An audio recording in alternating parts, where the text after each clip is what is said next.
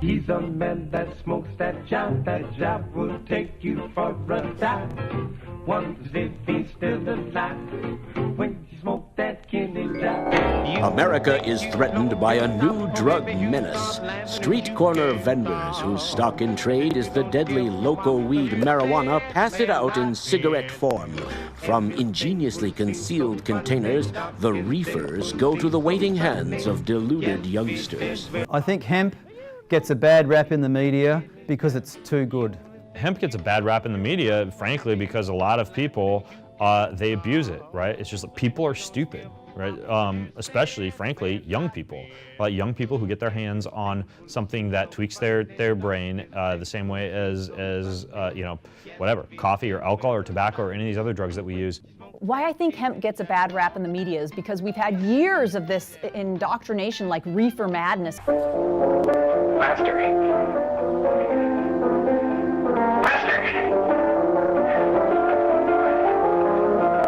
Play faster. A condition caused by the drug marijuana to which he was addicted.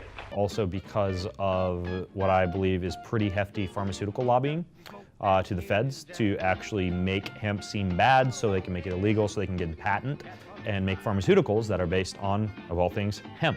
Surprise. I think that's a big, big part of it too. It is a competition with the pharmaceutical industry. And the pharmaceutical lobby, most of the people think that the biggest lobby in the world is the oil lobby, and that's not true. The pharmaceutical lobby actually is bigger than the oil lobby. In other words, pharmaceutical companies go into Washington, D.C., paying people to do their bidding, to say things favorable about pharmaceuticals, and also not only to do that, but to criticize anything that competes with the pharmaceutical industry. And cannabis is a huge competition for Big Pharma. That was one of the reasons it was made effectively illegal in 1937 with the Marijuana Stamp Act.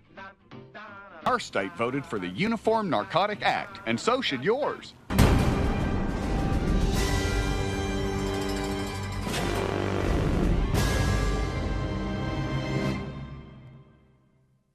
To the Treasury agents of the Bureau of Narcotics comes the job of wiping out this traffic. And in 1937, we smashed 10 major narcotic rings. Only the cooperation of an awakened public will make the hell of it. The ladies crave, the country's rave, this jive, jive, jive. This modern treat makes life complete. Jive, jive, jive. All the jive is gone. All the jive is gone. I'm sorry, Kate, but...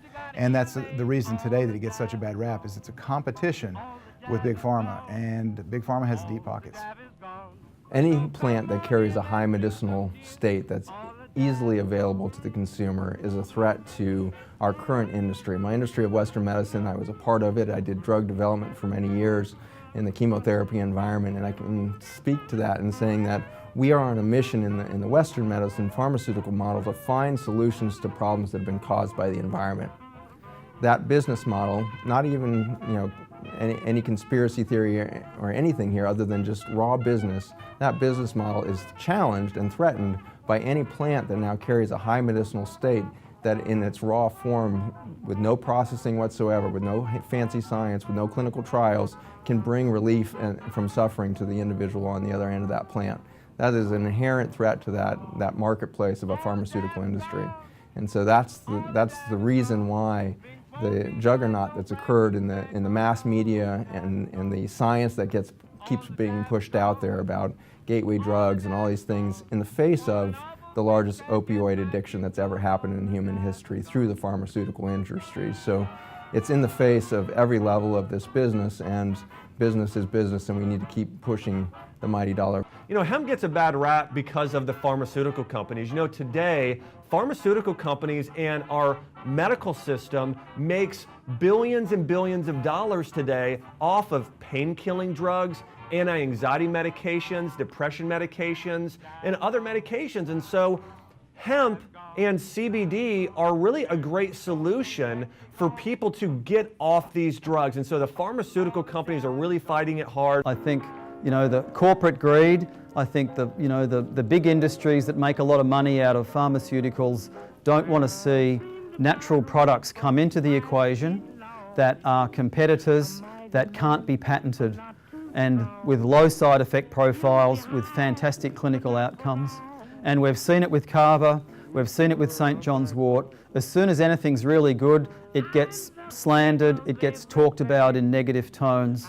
Funny thing is, hemp is not even psychoactive. It's not going to make you high like cannabis, but cannabis, we know that you can just see the scientific studies of the benefits of cannabis, but now look at hemp. Come on, Sessions knows marijuana isn't heroin because he's on record saying marijuana is only slightly less awful than heroin. It's true.